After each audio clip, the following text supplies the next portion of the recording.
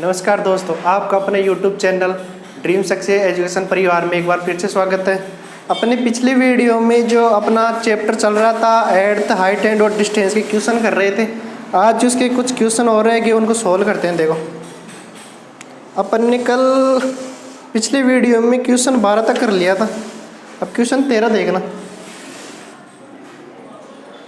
Question 13 दे रखा है book में अपन के, किसी अपूर्ण मीनार के आधार से अपूर्ण मीनार दे रखी है। अपूर्ण मीनार का अर्थ दे रखा है कि अधूरी मीनार है कोई, यानी पूरी नहीं बनी, उसका निर्माण अधूरा है। यानी इसकी जो अधूरी मीनार है ना, उसकी हाइट 120 मीटर एक दे रखी है, अधूरी मीनार है। ये अपना सरफेस हो गया समतल। अब देखो, इसके आधार से 120 मीटर की दूरी, इसके आधार से 120 मीटर की दूरी जब इधर जाते हैं तो किसी बिंदु से, मान लो ये बिंदु यहाँ पे हो गई, ये वाली जो डिस्टेंस दे रही है वो 120 मीटर दे रही है। इस बिंदु, यहाँ पे कोई बिंदु है, सिर्फ मीनार के शिखर का उन्नयन कोण, जो ये अपूर्ण जो अधूरी मीनार है, इसके शिखर का उन्नयन कोण का बताया था कि नीचे से ऊपर की तरफ जो देखने पे जो कोण बनता है ना, ये सरफेस के साथ, वो अपना उन्नयन कोण होता है। ये वाला उन्नयन कोण हो गया। ये अपन को 30 डिग्री दे रखा है। अब आगे देखो, आगे कह रखा है ज्ञात कीजिए कि मीनार को कितना और ऊंचा किया जाए। जो ये अधूरी मीनार है ना, इसको कितना और ऊंचा किया जाए कि ये जो कोण है ना, ये उन्नयन कोण 30 का 60 हो जाए। अब देखो आगे क्वेश्चन में देख रहे हैं कि इस मीनार को कितना और ऊंचा किया जाए। मान लो इसको इतना ऊंचा और कर दिया यहाँ तक। अब देखो, इतना ऊंचा करने पर ये कोण है ना 30 से 60 हो जाता है। यानी ये वाला कोण, यही बिंदु से देखें तो देखो, अब बताया था कि जैसे 30 से जैसे जैसे ऊपर जाएगा तो कोण का मान बढ़ता जाएगा, और जैसे पास आता है ना, पास तो यहाँ पे 90 हो जाएगा। तो ये वाला जो कोण दे रखा है ना, ये 60 दे रहा है इस वाले। अब देखो इसमें क्या पूछ रखा है, ये मीनार को कितना और ऊंचा किया जाए।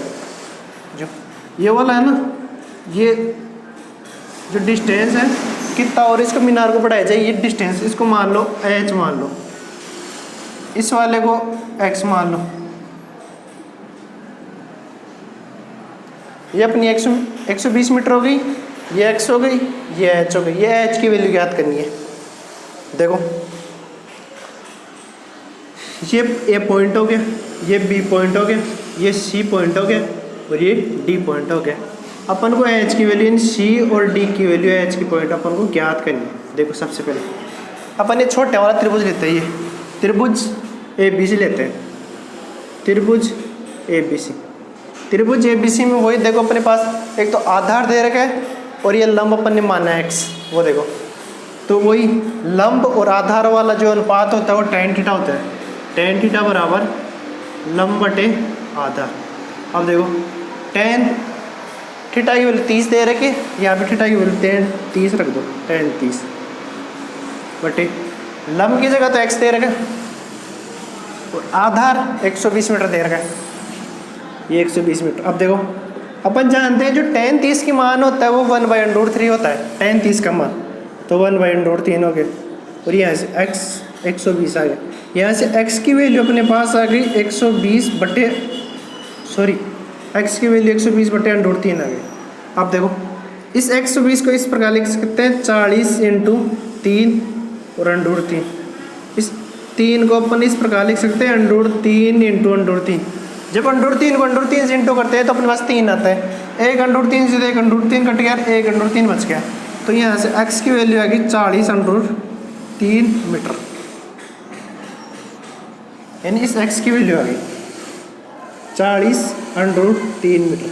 अब देखो, h की और ज्ञात करनी है। h की ज्ञात करने के लिए बड़ा वाला त्रिभुज लेते हैं, जहाँ पे 60 डिग्री कोण बन रहा है ना, बड़ा वाला।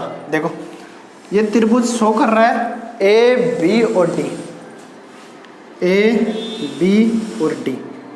त्रिभुज में बात करें, वही यहाँ से जो ये लंब और ये आधार, ये लंब और आधार वाला अनुपात वाला फॉर्मूला लगाते हैं, तो ये tan थीटा बराबर लंब बटे आधार। यहाँ से देखो, लंब तो h + x, ये पूरा दे रखा है ना बड़ा वाले त्रिभुज में, h + x दे देते हैं, तो h + x, और वही आधार 120 मीटर, 120 मीटर आ गया। अब देखो थीटा की वैल्यू 60 डिग्री, तो tan 60 बराबर h प्लस एक्स बटे 120। अब देखो tan 60 की वैल्यू वही √3 होती है, अपन जानते हैं √3, और यहाँ से h और प्लस x की वैल्यू रख दो इस समीकरण से, समीकरण 1 से। समीकरण 1 से x की वैल्यू 40 √3 आ गई और बट्टे में 120 चल रही है। अब देखो समीकरण 1 से, अब यहाँ पे देख लो,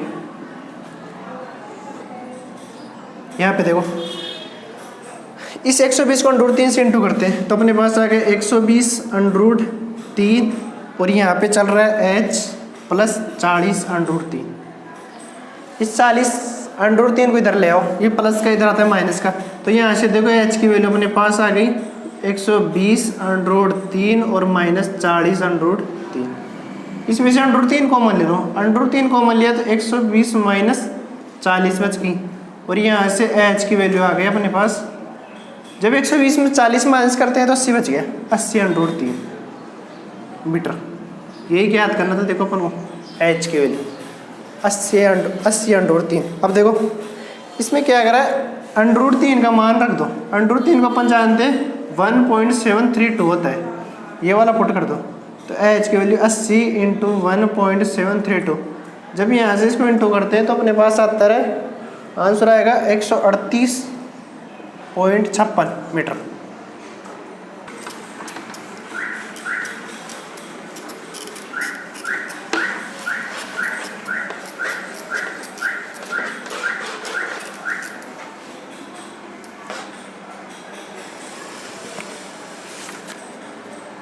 क्वेश्चन 14 तो आसान, ये कर लेना। 15 देखो,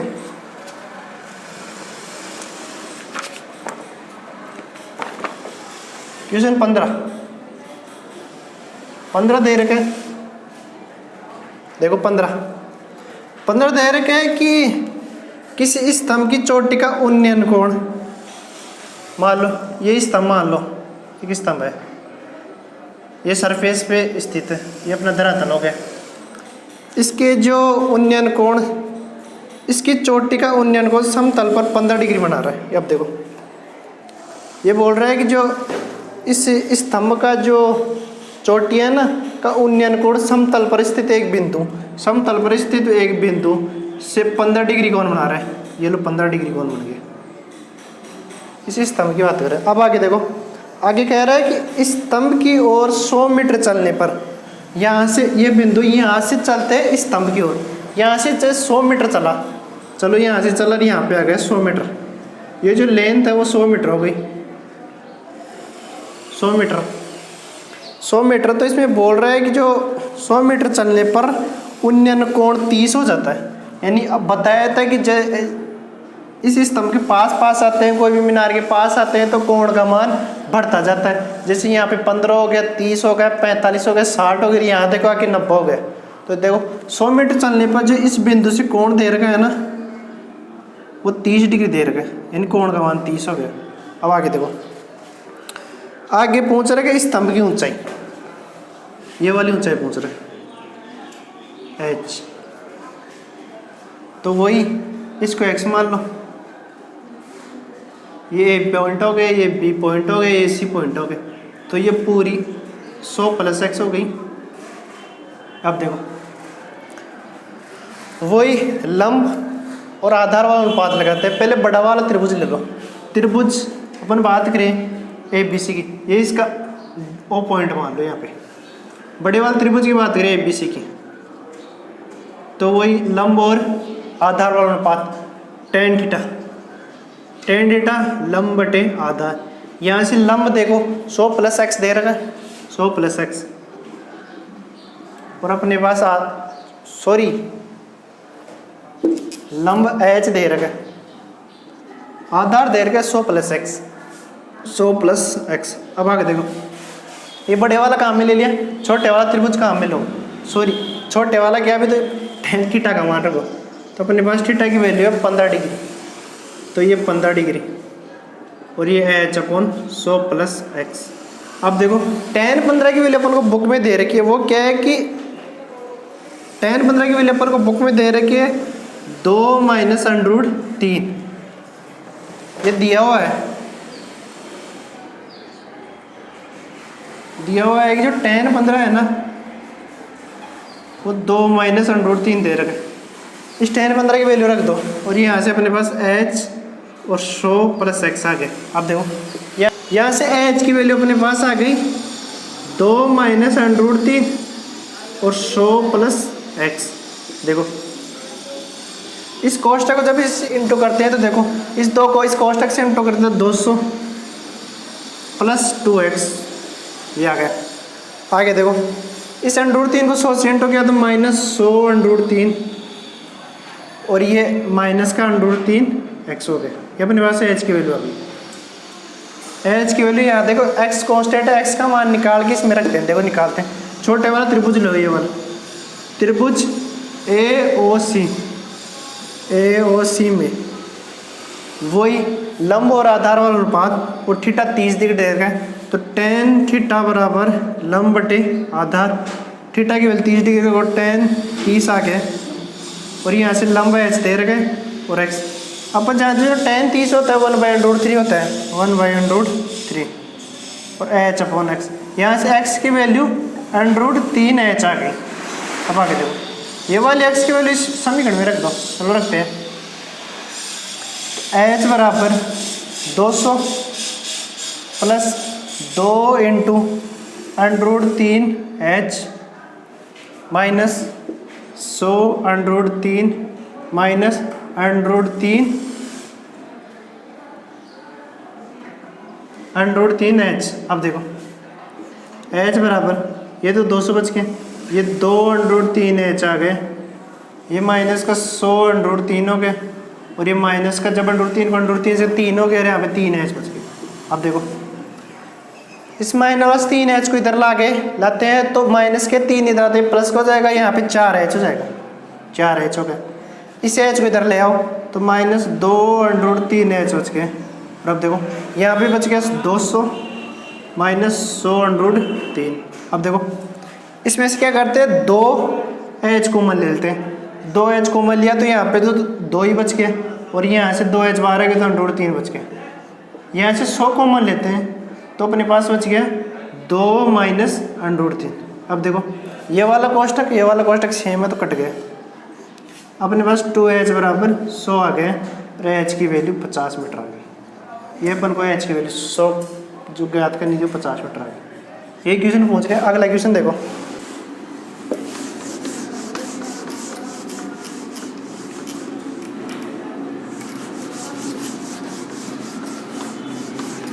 अगला क्वेश्चन देखो, क्वेश्चन नंबर 16 दे रखा है। देखो क्या दे रखा है, 16 दे रखा है कि एक समतल जमीन पर खड़ी मीनार की छाया उस स्थिति से 40 मीटर अधिक है। देखो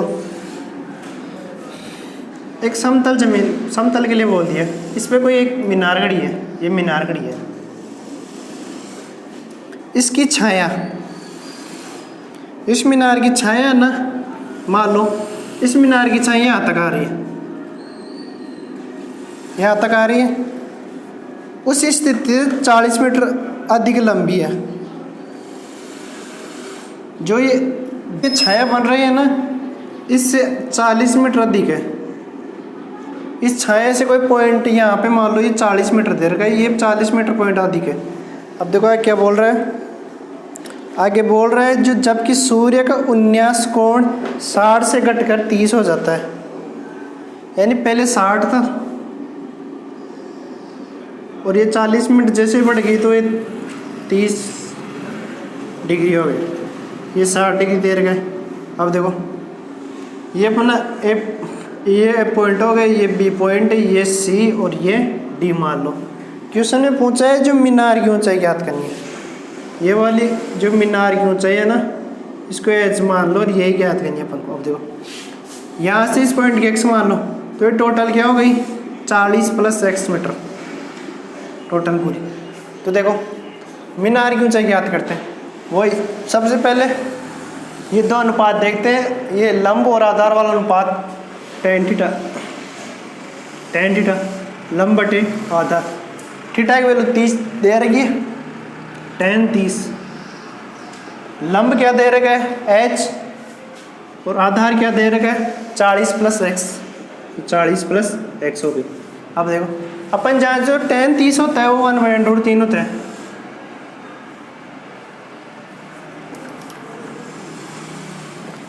और यहाँ से h + 40 + x हो गए।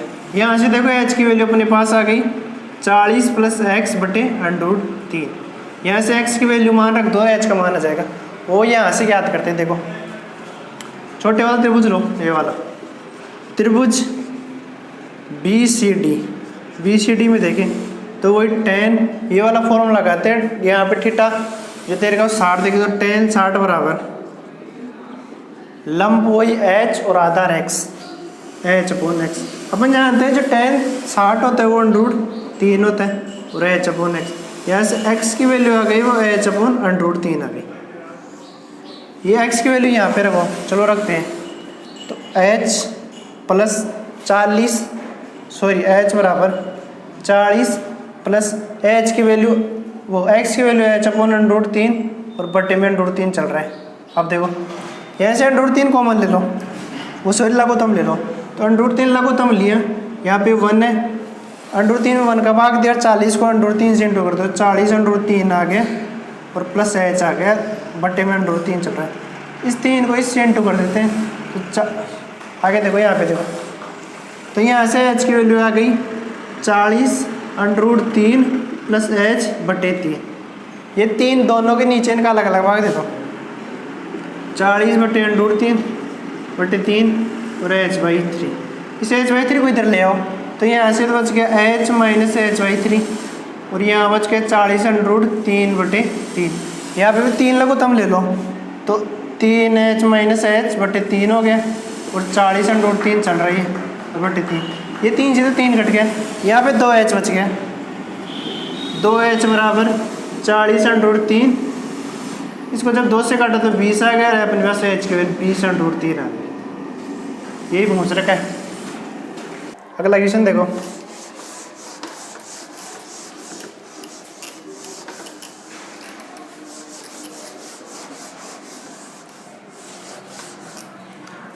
क्वेश्चन 17 देखो।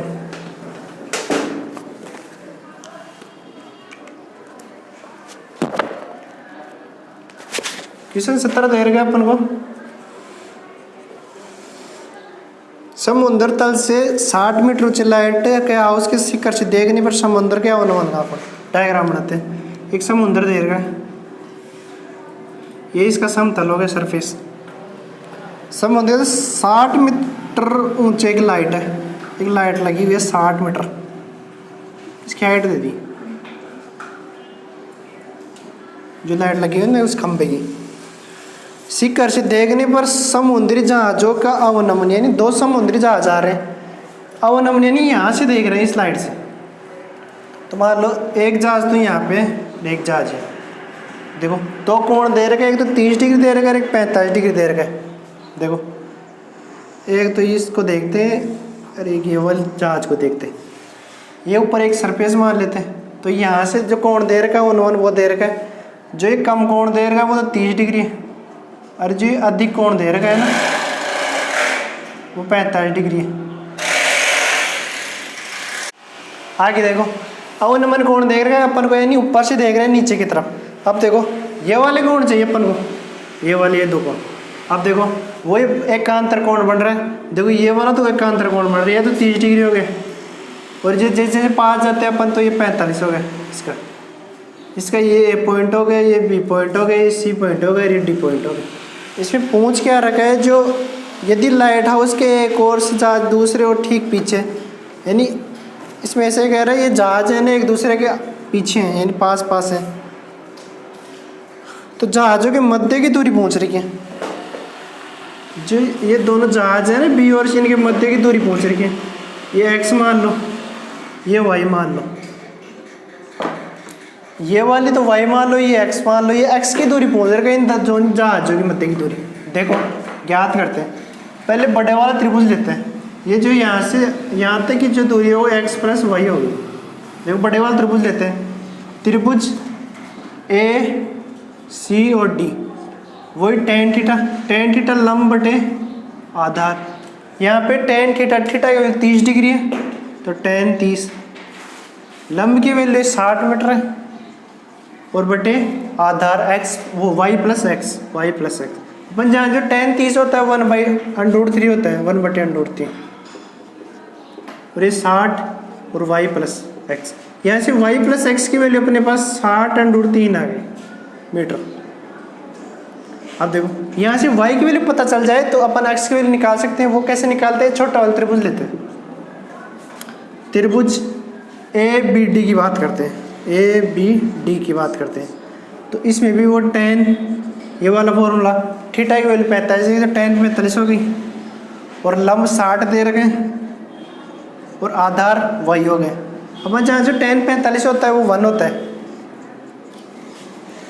और वही 60, और वही यहाँ से y की वैल्यू 60 मीटर आ गई। अब देखो ये वाली 60 y की वैल्यू आ गई, ये उठा के इस वाले समीकरण में रख दो। तो यहाँ से रखा तो ये देखो 60 प्लस एक्स इक्वल में दे रखे 60√3।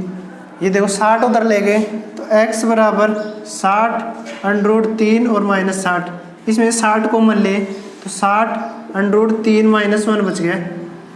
अब देखो √3 की वैल्यू अपन जानते हैं, जो √3 की वैल्यू रख दे इसमें 1.732 होती है, यहाँ पे रखा तो x बराबर 1.732 रखा और माइनस 1।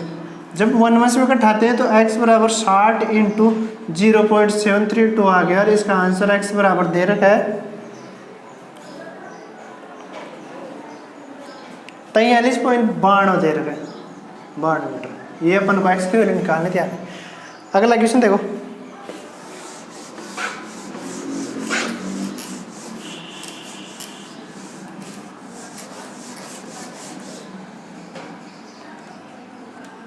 क्वेश्चन 18 दे रखा है,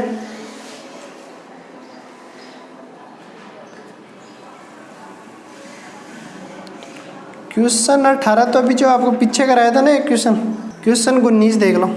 अच्छा एक क्वेश्चन है,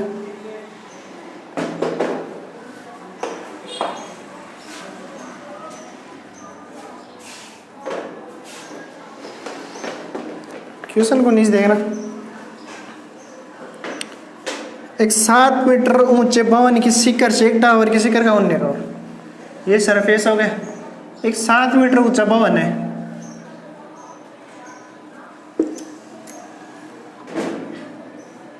सात मीटर ऊंचा भवन दे दिया, इसकी लेंथ दे दिया अपन को 7 मीटर ये भवन। इसके शिखर से एक टावर का उन्नयन कोण, इसके शिखर से बात करें जो अपन उन्नयन कोण देखते हैं वो नीचे से ऊपर की तरफ देखते हैं, यानी ये वाला कोण दे रखा है, ये सरफेस मान लो ये 30 डिग्री दे रखा है, सॉरी 60 डिग्री, 60 डिग्री दे रखा है, और इसके पाद का उन्नमन कोण जो ये वाला कोण दे रखा है वो 45 दे रखा है। अब देखो इसमें पूछ क्या रखा है कि टावर की ऊंचाई पूछ रही है, ये टावर की ऊंचाई टोटल, इसको h मान लो, इसी को x मान लो, और इसको y मान लो। अब देखो अपन को पूछ रहे क्या h बराबर x प्लस वाई की वैल्यू। देखो ये अपना a पॉइंट हो गया, ये b हो गया, ये c हो गया, ये d हो गया, इसको ही मान लो। अब देखो पहले तो अपन को ये वाला त्रिभुज लेते हैं ऊपर वाला, वही tan थीटा बराबर, इसको z मान लो, इसको z मान लो। देखो यहाँ पे देखो ये x की वैल्यू तो अपन को दे रही है 7 मीटर है, ये देखो ये वाली सेम है लेंथ, क्योंकि यहाँ पे एक सरफेस माना था ना, ये 7 मीटर, ये 7 मीटर। x की वैल्यू तो ओनली y की वैल्यू निकालनी है, वो कैसे निकालते हैं? देखो ये अपना अवनमन कोण दे रहा है 45, तो इसका उन्नयन होगा ये भी 45। यहाँ से अपन को z की वैल्यू निकालते हैं पहले, सबसे पहले तो क्या देखो ये वाली लेंथ बराबर है, तो अपन त्रिभुज ये नीचे वाले लेते हैं, त्रिभुज ABC लेते हैं, ABC में tan थीटा बराबर लगाते हैं लंब बटे आधार। थीटा की वैल्यू 45 दे रखी है, तो tan 45 डिग्री, लंब 7 मीटर दे रखे और आधार z दे रहे। यहाँ से अपन जानते हैं tan 45 हो तो 1 होता है, और 7/z। यहाँ से z की वैल्यू 7 मीटर आ गई, यानी इस z की वैल्यू आ गई 7 मीटर, और ये रही लेंथ सेम मतलब 7 मीटर आ गई, ये भी 7 मीटर। अब देखो y की वैल्यू और निकालनी है। ये लंब और ये आधार वाला वही अनुपात लेते हैं, ये त्रिभुज CDE लेते हैं, वही tan ये वाला फॉर्मूला लगाते हैं। तो tan थीटा 60 दे रखे, ये 60 हो गया, इक्वल लंब y दे रखे और आधार की वैल्यू भी निकालिए 7 मीटर, ये 7 आ गया। अपन जानते हो tan 60 होता है, 1√3 होता है, और y/7 आ गया। यहाँ से y की वैल्यू अपने पास आई है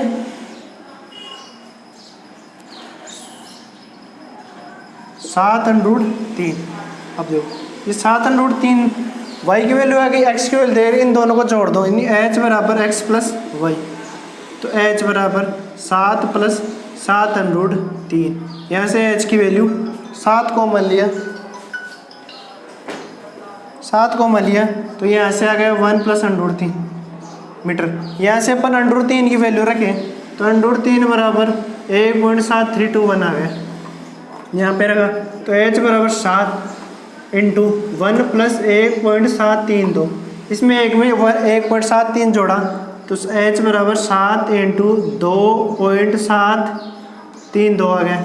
यहाँ से h की वैल्यू आ रही है अपने पास,